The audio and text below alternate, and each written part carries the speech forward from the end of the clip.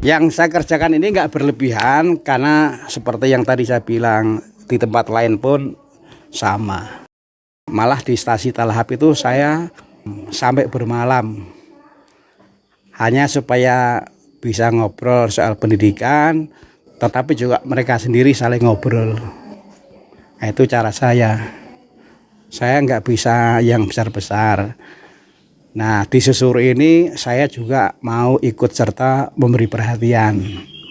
Ini cara saya mencintai kalian, juga bidang pendidikan. Tapi ini juga cara saya mencintai orang tua kalian, yang kalau saya renungkan perhatiannya juga besar di pendidikan. Dan jangan takut, saya akan nyuruh-nyuruh macam-macam. Tapi saya hanya mau berbagi pencerahan. Tetapi saya juga mau mengungkapkan rasa cintanya ini terhadap kalian dengan memberdayakan yang kuliah, supaya nanti juga bisa berbagi untuk pengalaman adik-adiknya. Karena tadi saya tanya, ternyata juga ada yang mau kuliah, ya kan? Ini kuliah semester 4. Kuliah semester 4, ini SMK kelas 2. Kelas 2. SMA kelas 2. SMA kelas 2. SMA kelas 3. SMA kelas 3. SMA kelas 1. SMA kelas 1. SMK kelas 1. SMK kelas 1. Jadi kalau kita sudah ada di SMK atau di SMA, bahkan sekalipun masih kelas 1, itu kita sudah harus punya kepastian. Nanti setelah lulus mau apa? Mau kuliah atau mau bekerja, harus sudah punya itu, ya, betul nggak? Hah?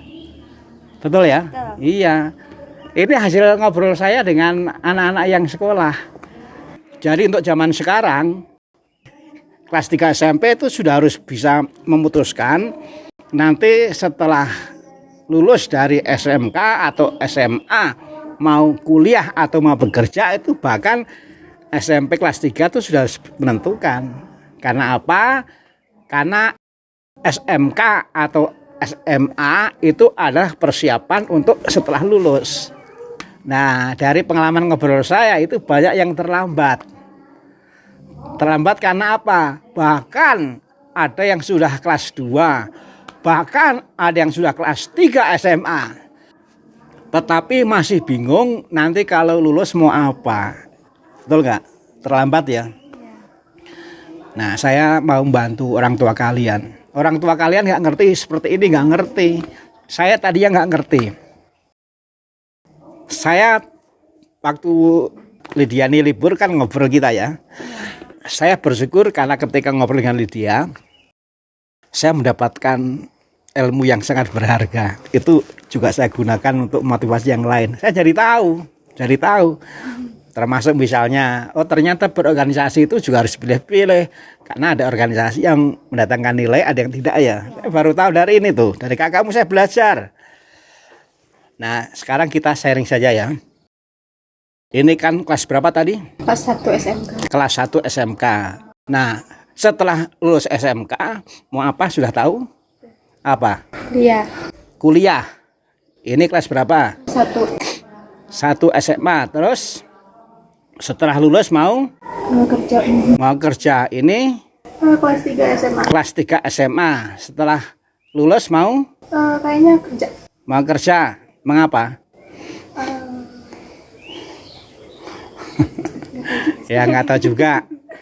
Ini kelas 2 SMA ya. Tapi setelah lulus nanti mau Pengennya kuliah. Kuliah ya. Ini Aku kuliah pengen. Kuliah ya. Sekarang kelas 2. Kelas 2. Jadi ini ada yang mau terus kuliah, ada yang mau terus bekerja. Nah, yang penting ini, yang penting itu adalah keputusannya silahkan ya, tetapi harus betul-betul dibicarakan dengan orang tua. Karena apa? Karena keputusan kita ini kan juga menyangkut orang tua. Orang tua kan juga harus mempersiapkan. Paling tidak orang tua kan juga menyiapkan mengenai biayanya. Ya kan? Entah yang kuliah atau yang bekerja, tetap saja keputusan kita itu kan juga nanti ujungnya juga melibatkan orang tua. Jadi harus dibicarakan baik-baik dengan orang tua dan harus bulat.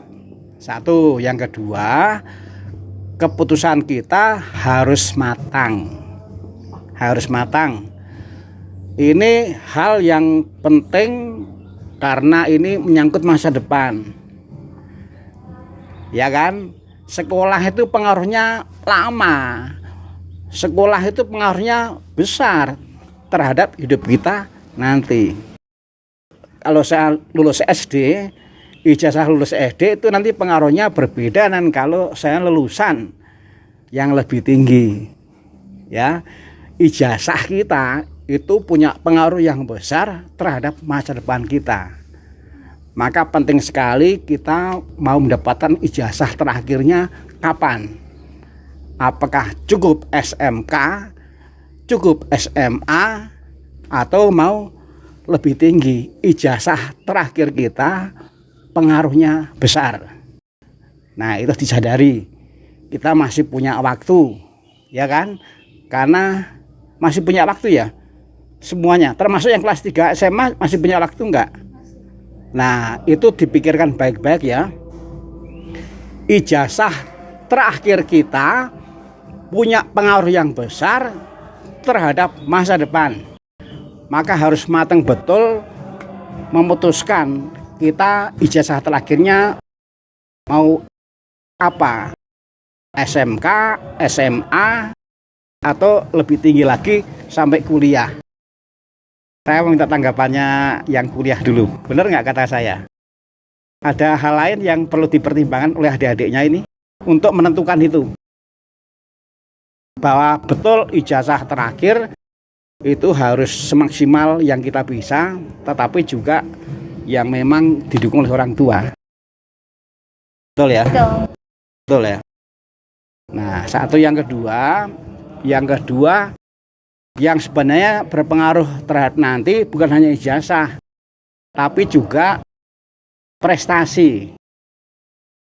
Ada anak yang sama-sama mendapat ijazah, tapi ternyata prestasinya berbeda. Sama-sama mendapat ijazah, tapi prestasinya yang ini nomor 1, yang ini nomor 2025. Nah, jadi apa? Jangan hanya ijazah, tapi juga prestasi. Kalau orang kuliah itu kan ada istilahnya IPK ya. Nah, prestasi itu salah satunya kan dilihat dari IPK. Nah, jadi ada ijazah tetapi juga ada prestasi. Mengapa mau kuliah? Sekarang alasannya. Mengapa kepengen kan mau kuliah nanti ya? Nah, mengapa mau kuliah? Pengen sekolah yang lebih tinggi dan sudah dibicarakan dengan orang tua. Sudah. Yang ini tadi mau terus apa? Terus bekerja. Mengapa mau terus bekerja? Pertimbangannya belum tahu. Itu kira-kira pengaruh dari siapa? Kepengen seperti siapa? Sudah bicara dengan orang tua? Apa tanggapan orang tua? Mendukung sih. Mendukung. Sebelahnya? Karena pengen nyobain hal baru aja, kayak menambah pengalaman juga kan di bidang pekerjaan. Kalau yang saya dengar sebenarnya keluarga kepengennya kamu kuliah ya? Iya. Termasuk kakakmu ya? Iya. Iya. Rencananya sih kalau itu pengen kerja dulu, terus nanti kuliah. Terus bekerjanya berapa lama? Mau sambil kerja lagi. Oh, jadi berarti kuliah dan kerja bareng. Sudah kepikir mau kuliahnya di mana? Belum. Lydia, bisa memberikan motivasi, semangat yang bagian kuliah tadi, supaya itu semakin kuat bahwa itu betul gitu deh. Ya udah ada pengen juga sebenarnya udah bagus sih, tinggal apa ya, kan tadi masih bingung kan tempatnya di mana, ya tinggal apa sih eksplor aja gitu yang sekiranya cocok gitu sambil kerja, karena kan tadi pengen sambil kerja kan ya, yang sekiranya gitu nanti pembagian waktunya juga bisa tepat gitu, yang enggak keteteran di kerjaannya atau di kuliahnya doang gitu, yang bisa jadi bisa seimbang gitu. Udah gitu. Ini nasihatnya hebat nih. Ini supaya jangan keteteran. Ya, entah keteteran salah satu, entah keteteran dua-duanya. Ini harus pinter-pinter membagi waktu, tetapi juga membagi perhatian. Ya, waktu dan perhatian. Sudah kebayang nanti mau bekerja di mana kepengennya? Lokasinya, apakah di Jawa Barat atau di mana? Jawa Barat sih. Di Jawa Barat. Udah kebayang nanti kuliahnya mau mulai kapan? Belum tahu. Belum tahu. Tapi ada keinginan. Tapi belum tahu kapan. Tapi yang pasti adalah bekerja sambil kuliah. Kalau misalnya sulit dan hanya bisa memilih salah satu, mana yang mau dipilih? Mungkin kerja. Mungkin kerja. Sayang ya. Hah? Ya nggak apa-apa, bebas. Tapi ini maksud saya adalah kalau karena keadaannya memang harus bekerja, nggak apa-apa ya, itu juga baik ya. Tapi kalau keluarga itu sebenarnya juga mendukung untuk sekolah, untuk kuliah, mungkin harus dipikir ulang mana yang lebih penting. Karena apa? Karena ijazah terakhir pengaruhnya besar. Saya waktu ke rumah itu ngobrol dengan orang tua. Saya ceritanya gini, ada dua orang, ada anak B, sama-sama bekerja di sebuah perusahaan. Sama-sama bekerja di sebuah perusahaan. Masuknya sama, pulangnya sama, lama bekerjanya sama. Hanya gajinya berbeda, pekerjaannya berbeda, kesejahteraannya berbeda. Mengapa? Karena ijazahnya berbeda. Yang satu lulusan SMP, yang satu lulusan yang lebih tinggi. Dan perbedaan ini berlakunya bukan hanya setahun 2 tahun, sampai pensiun. Nah itu kamu renungkan nanti ya. Jadi mana yang akan lebih diutamakan. Soalnya sayang, orang tua, keluarga, kakak mendukung untuk kuliah, lalu kemudian kuliah malah mau di nomor 2 kan, bekerja tuh lebih lelah. Malah ada orang yang sudah bekerja, dia kuliah lagi. Karena apa? Karena pada akhirnya tadi ijazah terakhir itu memang menentukan, berpengaruh dan pengaruhnya lama. Nah, jadi yang penting adalah kita harus menimbang baik-baik, tetapi kita juga harus berusaha sebaik-baiknya. Kalau ini kan kelas berapa tadi? Kelas 2. Sudah tahu nanti mau kuliah di mana? Semarang. Semarang. Ambil apa sudah tahu? Nah, masih bingung. Pengennya ahli gizi. Ahli gizi. Kalau menurut Lydia, adikmu pernah diberi masukan? Ambilnya apa? Enggak ada yang. Iya, suka cerita, suka pengennya apa. Cuman menurut aku kalau misalnya apa yang sesuai kemauan gitu, nanti enak jalaninya Romo. Jadi ya memang, tapi maksudnya gini, maksud saya adalah semua itu kan sebenarnya bisa dibentuk. Ya, kita mau menjadi ahli gizi atau kita mau menjadi yang lain, itu semua kan bisa dibentuk. Pada dasarnya sebelumnya kita nggak punya kemauan itu. Lalu bahwa dalam perjalanan kita menjadi orang yang punya kemauan itu kan berarti apa? Berarti kemauan ini hasil bentukan. Ya kan? Nah, sebenarnya kita bisa membentuk melalui pengetahuan. Pengetahuan yang diperoleh dari ngobrol, tetapi juga bisa dari tanya-tanya, tetapi juga dari browsing. Sesuatu yang sebelumnya nggak dimengerti, oh sekarang dimengerti.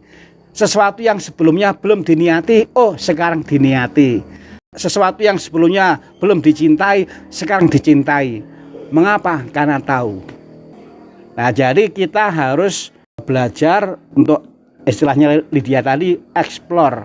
Kita harus berusaha untuk betul-betul tahu. Mencari apapun nggak apa-apa, tapi harus matang. Yang penting itu matang. Kita ini kan harus membuat keputusan yang penting, yang pengaruhnya besar. Keputusan, saya mau melanjutkan kuliah atau terus bekerja. Ya kan? Keputusan, saya prestasinya hanya mau yang rendah atau yang tinggi. Itu juga nanti berpengaruh. Bahkan juga mau misalnya kuliahnya mau di mana, itu juga penting. Lalu fakultasnya nanti yang dipilih apa, itu juga penting. Nah, semua yang penting ini harus diputuskan dengan matang. Dan untuk matang itu sekarang mudah. Kakaknya punya pengalaman kuliah, diajak ngobrol. Ya, jadi pada dasarnya semua itu bisa dibentuk. Yang penting adalah kita mencoba melihat kemampuan kita. Kita juga melihat ke depan peluangnya. Jadi jangan terlalu menyerah. Kemauan bisa dibentuk dengan pengetahuan gitu loh. Ini kesempatan. Nah, masih bingung, masih ada peluang. Kalau mau tetap ya nggak apa-apa, tapi yang penting harus matang betul.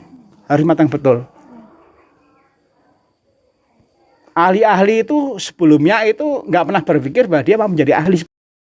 Ahli-ahli itu juga ada yang sebelumnya malah dia nggak senang dengan itu. Tapi kemudian dia memotivasi diri. Ada banyak hal yang sebelumnya nggak disukai, tapi karena dia berusaha untuk menambah pengetahuan, dia juga berusaha untuk memotivasi diri. Sehingga sebelumnya yang dia nggak suka, sekarang dia suka dan berkembang. Jadi jangan menyerah pada terserah kamu maunya. Kalau seseorang itu punya kemauan karena dia punya pengetahuan. Hanya pengetahuannya itu cukup atau tidak, ya kan? Nah, jangan sampai kita memutuskan padahal pertimbangannya tidak cukup. Ini keputusan yang dibuat oleh adik-adik ini keputusan yang pengaruhnya lama. Karena soal sekolah, soal kuliah, soal bekerja, ini bukan hanya berdampak 1 tahun 2 tahun, ini akan berdampak sampai pensiun loh ya. Keputusan kalian itu nanti akan berdampak sampai pensiun, sampai tua. Saya ingatkan, keputusan yang kalian buat itu ternyata dampaknya lama, pengaruhnya lama. Jangan sampai nanti kita menyesal kemudian. Nah, termasuk juga kalau untuk jaga-jaga misalnya soal nanti mau kuliah. Nah, sekarang juga sudah harus mulai dipikirkan. Kalau misalnya mau kuliah, lalu mau kuliah di mana? Nah, tantangannya sekarang itu adalah orang tua kita itu punya keterbatasan. Pengetahuan orang tua kita itu nggak cukup untuk mendampingi kita dalam hal membuat keputusan. Entah itu keputusan mau kuliah atau mau bekerja, entah itu keputusan kalau mau kuliah di mana. Kita nggak mau menyalahkan. Semua orang punya keterbatasan. Ya, orang tua punya keterbatasan pengetahuan yang kita butuhkan untuk memutuskan. Nah, maka orang tua sering, ya terserah kamu, kan kamu yang mau menjalani. Itu kata lain dari, wah saya nggak punya pengetahuan yang cukup. Nah, maka tugas kita itu sebenarnya bagaimana kita ngobrol dengan orang lain, kita browsing dengan orang lain supaya kita bisa memutuskan dengan matang. Mengingat orang tua pengetahuan untuk menyertai kita dalam buat keputusan terbatas. Betul nggak? Ya. Nah, jadi tolong itu ya, pikirkan baik-baik. Ada yang mau ditanyakan? Hah? Saya ingatkan sekali lagi ya, keputusan yang kalian buat itu dampaknya panjang, pengaruhnya sampai pensiun. Jangan sampai nanti kita menyesal kemudian setelah kita tahu, aduh kenapa dulu saya memutuskan itu. Saya baru tahu ternyata pertimbangan saya waktu itu nggak cukup, nggak mateng. Silakan memutuskan, tapi harus mateng. Tapi untuk mateng kita nggak bisa bersandar pada orang tua. Orang tua punya keterbatasan. Maka kan tadi saya bilang, saya mau mewakili orang tua kalian. Orang tua kalian nggak bisa menyampaikan seperti yang saya sampaikan sekarang ini. Nggak bisa, saya menjembatani. Di stasi yang lain sama. Orang tua kalian nggak bisa menyampaikan seperti yang saya sampaikan sekarang ini. Sama dengan di kampus misalnya kuliah ya. Orang tua nggak punya kemampuan untuk menyampaikan seperti yang disampaikan oleh para dosen. Setiap orang punya keterbatasannya. Yang penting orang menyadari itu, kita pun punya keterbatasan dalam hal menimbang. Nah, maka pertemuan pagi ini sebenarnya dalam rangka itu. Jelas ya? Ada yang mau ditanyakan? Diungkapkan? Hah? Kita mohon berkat Tuhan ya. Dalam nama Bapa dan Putra dan Roh Kudus, amin. Tuhan yang Maha Baik, terima kasih karena pada pagi ini kami boleh berkumpul bersama. Kami adalah orang-orang muda yang masih sekolah. Ada yang SMK, ada yang SMA, ada yang kuliah. Kami sadar bahwa perjalanan kami masih panjang, dan yang panjang ini juga besar dipengaruhi oleh keputusan kami. Kami kepadamu, semoga kami rendah hati terhadap apa yang kami putuskan, sehingga kami terus mencari masukan, kami terus memperkaya pertimbangan, supaya apa yang kami putuskan itu sungguh-sungguh bisa semakin diteguhkan. Kalau memang perlu diubah juga kami dimampukan dengan rendah hati mengubahnya. Kami kepadamu, semoga Engkau nantiasa memberkati kami, memberkati keluarga kami. Dan secara khusus semoga Engkau berkati agar kami punya sikap yang rendah hati, untuk semakin hari semakin mematangkan apa yang kami putuskan demi Kristus pengantara kami. Semoga anak-anak semuanya, kalian semuanya, keluarga dan juga keputusan serta sikap rendah hatinya diberkati oleh Allah yang Maha Kuasa, Bapa, Putra dan Roh Kudus. Terima kasih. Berapa lama ya? Nanti saling ini saja ya, saling berkomunikasi. Ya. Mungkin baik kalau membuat grup. Kalian bikin grup nggak? Enggak. Aduh. Semua punya HP toh?